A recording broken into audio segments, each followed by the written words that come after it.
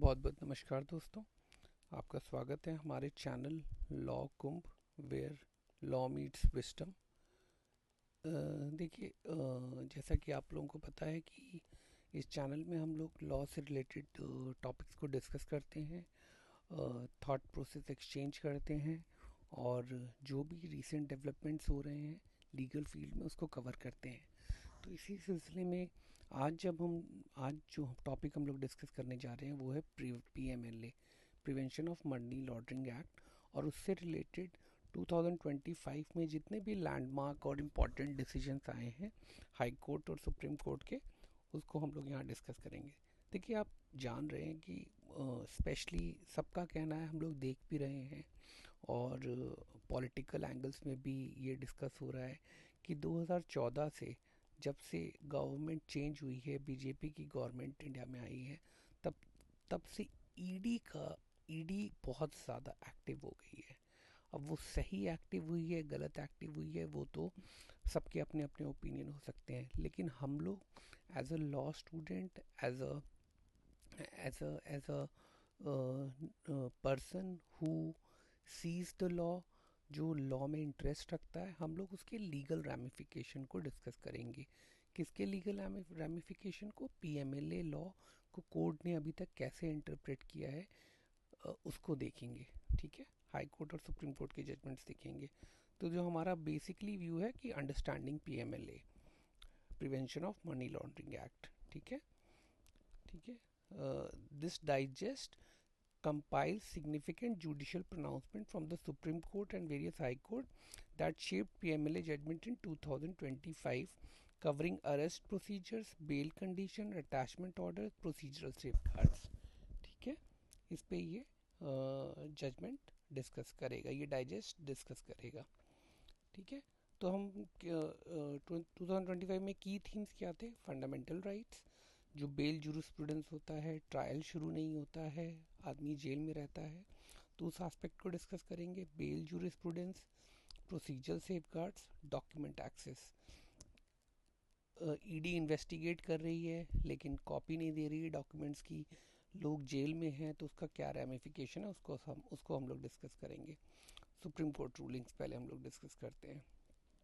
ठीक है, पहला है अरेस्ट एंड डिटेंशन। ठीक है,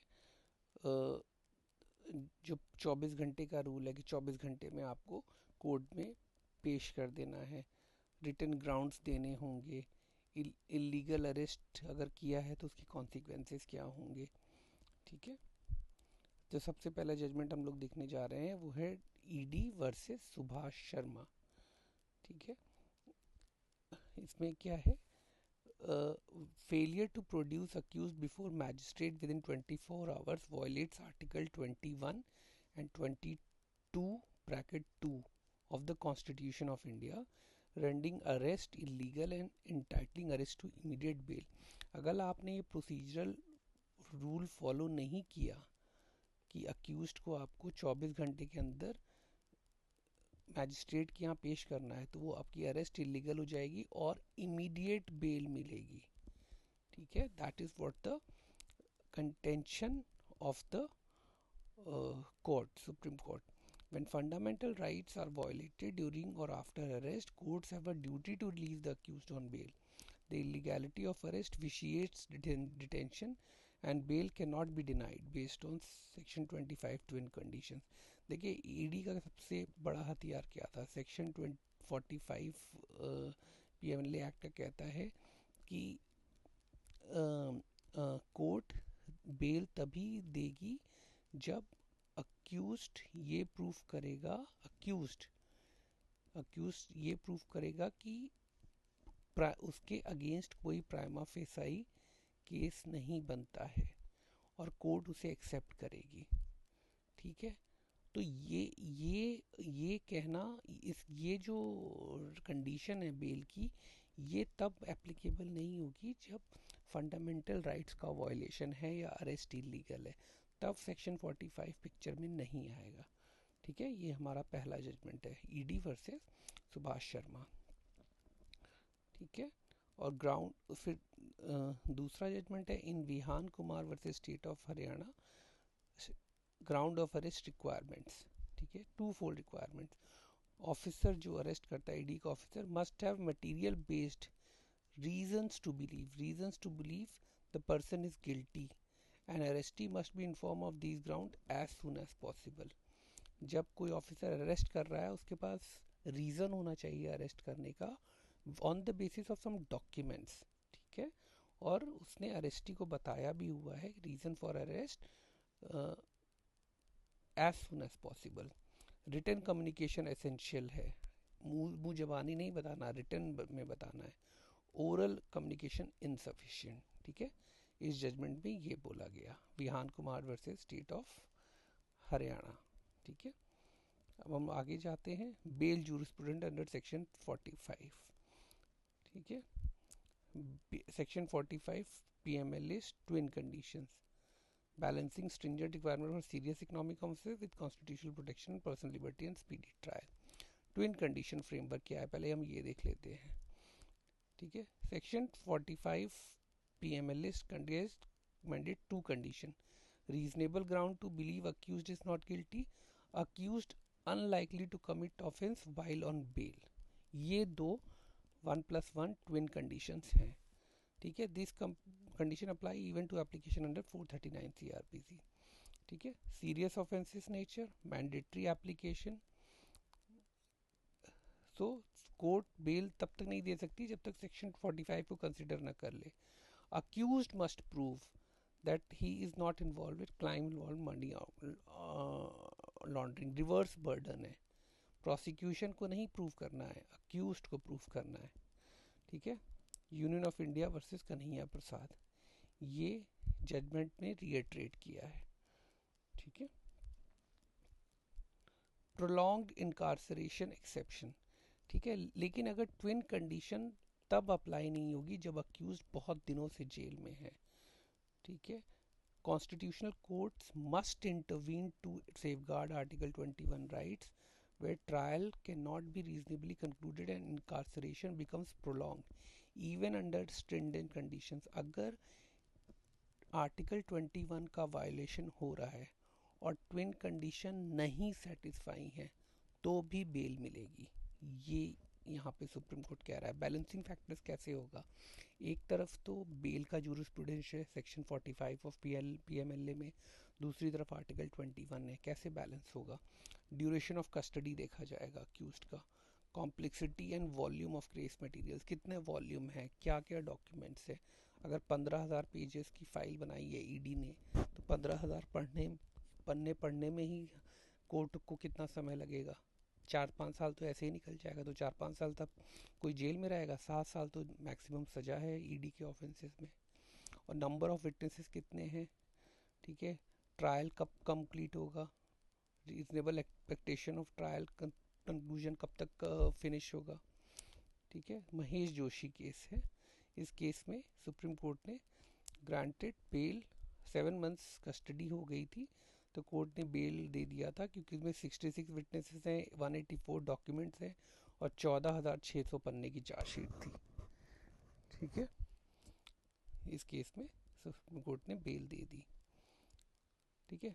money laundering as a continuing offence, the Supreme Court clarified that money laundering under PML is a continuing offence that extends as long as proceeds of crimes are not concealed, used or projected as untainted property, ठीक है। ये बहुत unique concept है कि जब तक proceed of crime छुपा रहता है, यूज होता रहता है और दिखाया जाता है कि वो स्वच्छ प्रॉपर्टी में वो धन यूज हुआ है, तब तक मनी लॉन्ड्रिंग का ऑफेंस चलता रहता है, ठीक है। Generation of proceed of crimes, continuation, concealment, layering, integration, ठीक है। ये कॉन्सेप्ट को डिस्कस किया गया है कौन से जजमेंट में, प्रदीप नीराकांत शर्मा वर्सेस ईडी, ठीक है, ये साइटेशन है, ठीक है। Access to documents and fair trial, देखिए किसी को अगर आप अक्यूज बना रहे हैं तो उसके अगेंस्ट जो भी डॉक्यूमेंट्स हैं वो उसको देना ज़रूरी है, तो उस एक्सेस का राइट क्या है अक्यूज का, इसको सुप्रीम कोर्ट ने डिस्कस किया है। A landmark ruling established accused entitlement to unrelied documents unrelied upon documents, जो ईडी जिन डॉक्यूमेंट को उन्होंने कलेक्ट तो किया है लेकिन उस पर रिलाई नहीं कर रही, उसको अक्यूज को मिलना चाहिए कि नहीं. Ensuring fair trial and ability to discharge reverse burden under section 24 PMLA. ठीक है, फिर से सरला गुप्ता का केस आ गया जो हमने पहले डिस्कस किया था. This comprehensive judgment address multiple aspects of document access rights, establishing clear guidelines for prosecution disclosure obligations. Entitlement to list. Accused entitled to list of all statements, documents, material objects and exhibits not relied by ED. आप ED ने जो document इकट्ठे करे हैं वो मिलने चाहिए. Rely non rely का कोई मतलब नहीं है. Knowledge for section 91 application. List enables accused to reply for production under section 91 CRPC at defense stage. देखिए, अगर डॉक्यूमेंट नहीं दिया है तो अक्यूज सेक्शन 91 CRPC में डॉक्यूमेंट्स बना सकता है, क्योंकि सेक्शन 91 एट एनी स्टेज होता है. यहाँ पे कोर्ट ने बोला है during defence evidence. Liberal court approach. Court should liberally allow such application, denying it only in exceptional circumstances. क्योंकि आप उसे प्रोसिक्यूट कर रहे हो, उसे अक्यूज कर रहे हो किसी ऑफेंसेस के, तो डॉक्यूमेंट तो प्रोवाइड किए ही जाने चाहिए. इसमें बहुत ज़्यादा प्रॉब्लम नहीं होनी चाहिए अनलेस कोई एक्सेप्शन ना हो. Reverse burden consideration. Excess necessary given under section 24 PMLA places burden on accused to prove innocence. ठीक है, ये तो ऑलरेडी डिस्कस किया हुआ हमने. मैंडेटरी डिस्क्लोजर रिक्वायरमेंट किसकी? ईडी की. Documents to be provided. Copies of complaint statement recorded before cognizance. Document and statement under section 50 PMLA produced with complaint. Subsequent file documents until cognizance. Copies of supplementary complaints and documents. List of unrelied document, statements and material objects, ये आपको provide करने हैं. किसको? ED को. Constitutional imperative. Procedural denial of document access can not override constitutional right to fair trial. देखिए, article 21 सर्वोपरि है, सबसे ऊपर वही है. बाकी सब 45 और भी सेक्शन 24 ये सब उसके अधीन है. Prosecution concerned about roving inquiry dismissed. Court can assess document relevance and reject frivolous request. ठीक है, अगर frivolous request होगी तो आप रिजेक्ट कर सकती है कोर्ट, लेकिन डॉक्यूमेंट्स तो आपको प्रोवाइड करने ही है, वेदर रिलाइड और non relied. Pre cognizance hearing under BNSS. ठीक है, section 223(1) of BNSS mandate special court to grant accused opportunity to be heard before taking cognizance of ED complaint file under 44(1)(b). ठीक है, accused को before cognizance से पहले आपको सुनना पड़ेगा. Pre July 1, 2024 no pre cognizance hearing required under CRPC. देखिए, पहले CRPC था, अब BNSS हो गया है. तो BNSS में मैंडेटरी है कि कॉग्निजेंस से पहले आपको सुनना पड़ेगा. Cognizance without hearing liable to be set aside. BNSS enactment. Section 223(1) proviso introduces mandatory hearing requirement. ठीक है, ये चेंज हुआ है. तो कुशल कुमार अग्रवाल. ठीक है, कॉग्निजेंस से पहले आपको सुनना पड़ेगा. किसको? कोर्ट को, स्पेशल कोर्ट को. ईडी के केसेस स्पेशल कोर्ट के पास जाते हैं. ठीक है. Attachment and seizure powers. अब ईडी के पास इन्वेस्टिगेशन करती है तो उसके पास अटैचमेंट और सीजर के ऑर्डर. सीजर मतलब जब्त कर लेना, उसके भी. तो वो कैसे होगा? Retention of seize property. कब तक, अगर प्रॉपर्टी आपने, केस तो चलता रहेगा, कब तक आप प्रॉपर्टी सीज कर लोगे? मान लो किसी का घर है, आपने सीज कर लिया, तो कब तक सीज कर सकते हो? लॉ की रिक्वायरमेंट क्या है? Provisional attachment. Initial seizure under section 5 based on reasonable belief property involve in money laundering. तब आप इनिशियल, आपको प्राइमा फेशियल करने वो होता है, होना चाहिए बिलीफ. फिर सेकेंड फेज है एडजुडिकेशन. फिर ये एडजुडिकेशन होगा. एडजुडिकेटिंग ऑफिसर कंसर्न्स और reject attachment under section 8. Retention order. Valid order under section 20 required to be authorize continued retention. अगर आपको रखना है तो कंटिन्यूड आपको रिटेंशन ऑर्डर चाहिए. Appeal right. फिर अक्यूज्ड के पास राइट है अपील ट्राइब्यूनल, अगर दोनों में से कोई भी पार्टी अग्रीव्ड है, ईडी या अक्यूज्ड. सेक्शन 26 में अपील ट्राइब्यूनल, इसमें होता है PMLA अपील ट्राइब्यूनल होती है, उसमें जा सकते हैं. ये union of India versus JP Singh का केस है. ठीक है. Proceeds of crime definition. Proceed of crime की डेफिनेशन में है entire project does not become proceed of crime merely because tainted funds have been used in its development. अगर मान लो खूब सारा प्रोजेक्ट है 100 करोड़ का और उसमें मान लो प्रोसीड ऑफ क्राइम 1 करोड़ गया है, तो ये पूरा प्रोजेक्ट नहीं खराब हो जाएगा, ठीक है, पूरा प्रोजेक्ट नहीं प्रोसीड ऑफ क्राइम हो जाएगा, only the tainted money itself, यानी 1 करोड़ ही टेंटेड होगा. Lawful contracts and legitimate business operation protected from over reach. क्योंकि ईडी कभी कभी क्या करती है, एक आदमी को पकड़ने के ए को पकड़ने के चक्कर में ए से रिलेटेड जितने भी काम है उसको अटैच कर लेती है, तो उससे बहुत सारी दिक्कतें आती है, बिजनेस ठप हो जाता है, बाकी के जो पार्टनर्स हैं वो परेशान हो जाते हैं. Example attachable ₹10 crore illegal fund deposited in bank account, property purchase worth ₹10 crore proceed of crime, 100 crore real estate project where 10 crore untainted funds invested, not attachable.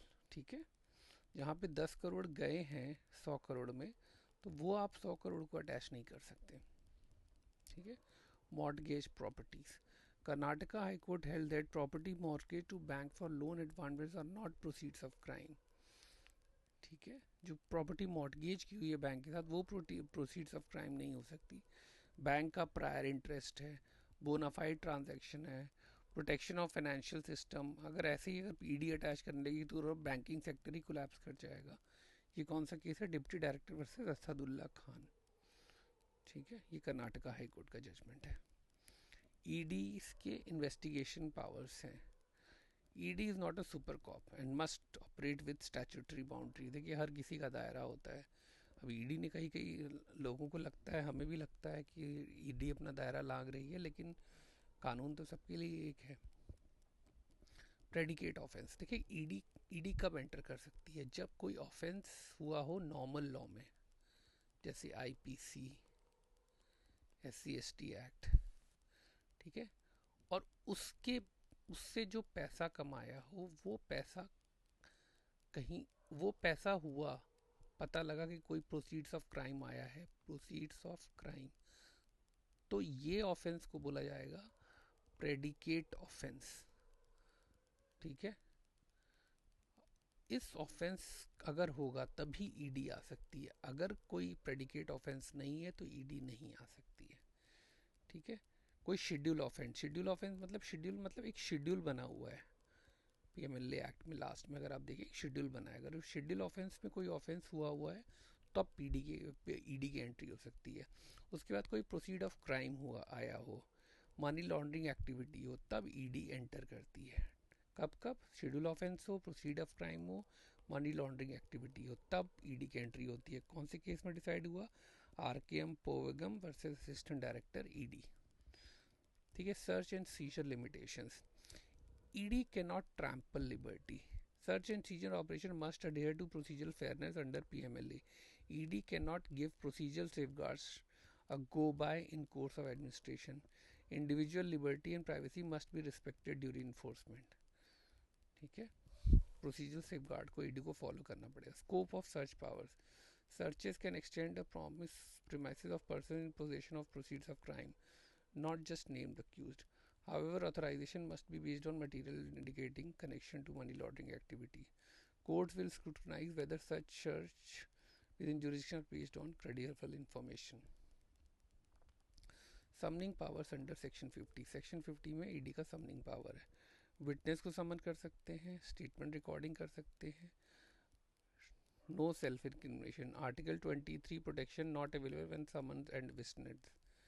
ठीक है, अक्यूज्ड को 23 का आर्टिकल 23 का प्रोटेक्शन है, नॉट विटनेस को. Independent offences, money laundering separate from predicate offence. Investigation stage, no problem formal accusation exist when the summon as witness. ये case कौन सा था, Union of India versus Kanhaiya Prasad. ये सुप्रीम कोर्ट के decision हमने देखे. अब हाई कोर्ट के डिसीजन में जाते हैं. इलाहाबाद हाई कोर्ट में, जिसे कहते हैं पीडी की प्रोसीडिंग में नेचुरल जस्टिस फॉलो होना चाहिए, सर्विस ऑफ समन होना चाहिए, प्राइमा फेसाई केस होना चाहिए.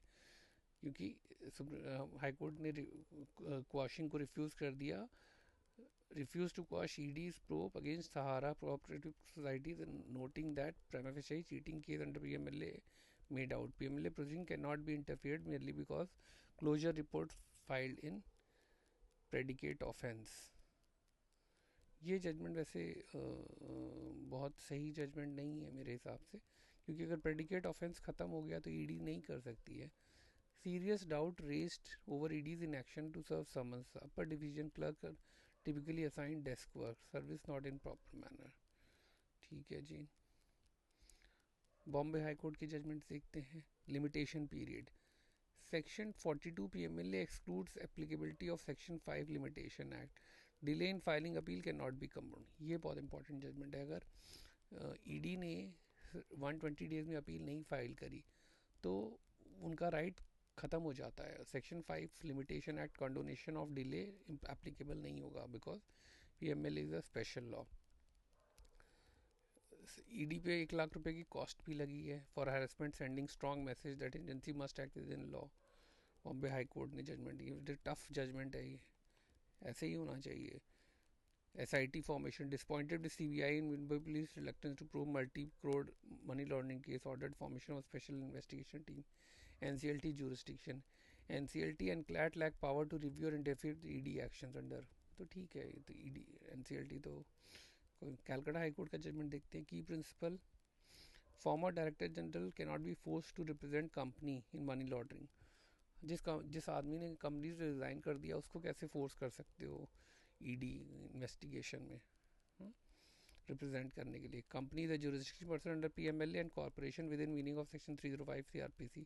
Only the company can appoint representation for facing prosecution. अगर एक ए कंपनी है वही बोलेगी कि बी रिप्रेजेंट करेगा या सी करेगा. ईडी नहीं बता सकती कि कौन रिप्रेजेंट करेगा. Very good judgement. Chhattisgarh high court ने क्या बोला जी.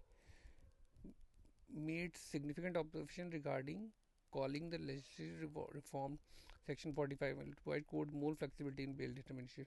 In the interest of upholding fundamental rights of citizens, the legislature must relax the rigid twin condition under section 45 to provide wiggle room to courts to determine bail on case basis. Very good judgment. Justice Arvind Kumar Verma. ये judgment आप लोग पढ़िएगा. Delhi high court. Delhi high court में चूँकि central capital है, यहाँ पे ED के बहुत केसेस होते हैं. Delhi high court delivered numerous judgment in 2025. Notable high court rulings.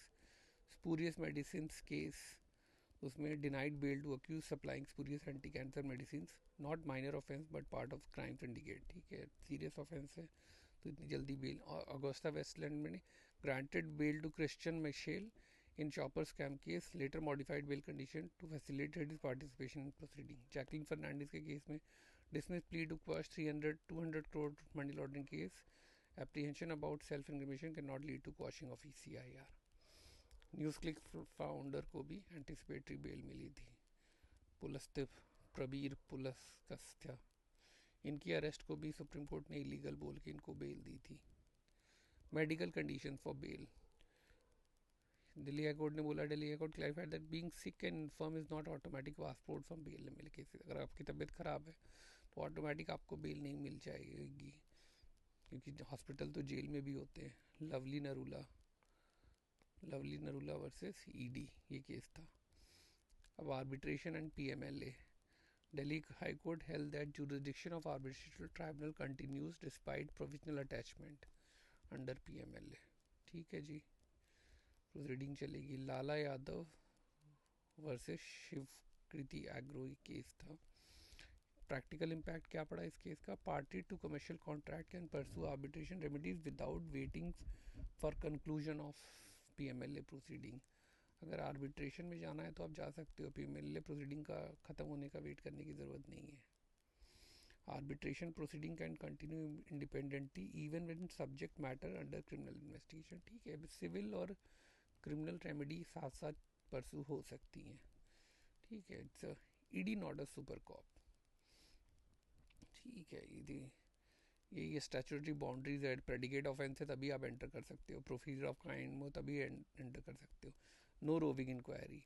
अपनी मर्जी से कहीं भी सब मुँह उठा के नहीं आ सकते हो जैसे ईडी मोस्टली करती है. RKM पॉवरगम केस के मद्रास में। ठीक है, अब कर्नाटका हाई कोर्ट का कुछ और जजमेंट देखते हैं। Aadhaar data bag access,